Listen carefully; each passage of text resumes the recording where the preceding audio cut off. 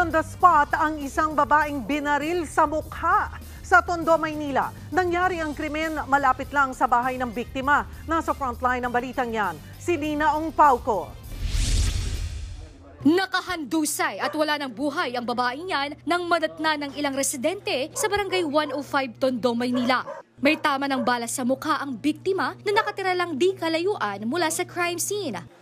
Ayon sa mga opisyal ng barangay, nakausapan nila ang biktima ilang minuto bago siya natagpo ang patay. Nakiusap pa nga raw ito na tawagin ang mga magulang ng ilang kabataan na nakatambay sa harap ng kanilang bahay.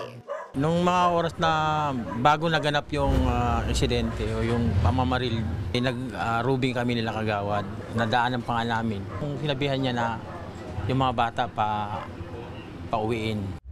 Walang record sa barangay ang biktima, kaya pala isipan pa kung ano ang motibo sa krimen. Yung nanay niya, natukang nanay niya. Mga anong taon po yun? Anong panahon pa yun, yung panahon ni ng dating Pangulo. Dahil nga yung tungkol din sa drug nagbebenta. Ayon sa mga testigo, isang putok lang ng baril ang narinig nila. Nakita pa na tumagos ang bala sa isang poste ilang metro ang layo sa pinangyarihan ng krimera. Patuloy ang investigasyon ng mga otoridad para matukoy ang gunman. Nagbabalita mula sa frontline, Nina Ong Pauco, News 5. Mga kapatid, Cheryl Cosim po.